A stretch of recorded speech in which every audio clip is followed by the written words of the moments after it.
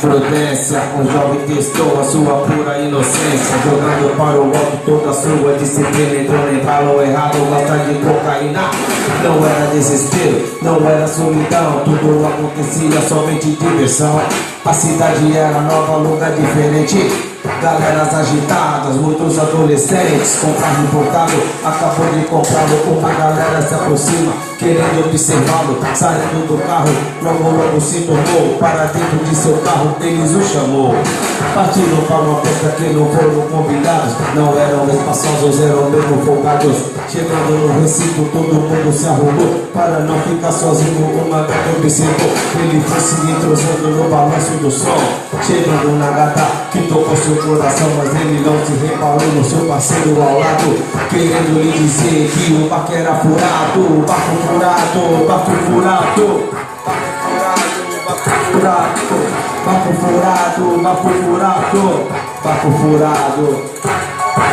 Tirando aquela gata pra dançar, tocando ao seu redor aquele sempre se amar. Ele estava drogado, estava viajando, mas parecia que a gata estava hipnotizando. Ao acabar a música, ela pegou a sua mão, levando a seu rosto, demonstrou satisfação. Mas ele decidiu contar de tanto perigo, levando a gata para fora do recinto. Do lado de fora, o lugar era sinistro, cachorro nas ruas e nas calçadas, muito lixo. Mas ele tentou levar a gata para o carro, ela desandou, ela tirou muito sarro.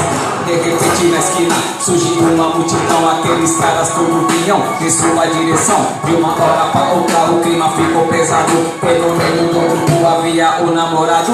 Não tinha o que dizer, nem o que pensar, a mãe estava passando, ele queria era cheirar, defender a mina. O tempo se fechou, ela foi embora, infelizmente ele rodou. Com um tiro no peito ficou ali mesmo no chão. Homem ou animal, eu me pergunto o que vem a ser. Parados numa esquina, roubando pra sobreviver, jogados numa cela, penando até morrer, tratados como animais, eu me pergunto o que vem a ser. Sistema carcerário ou superlotação, enquanto o diabo pisa, eles vão comendo pão.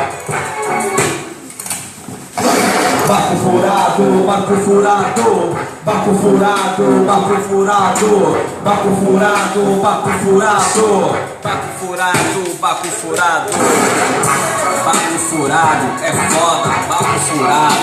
Você tem que saber aonde você chega e com quem, certo? Se não, já era, barco furado. É nóis.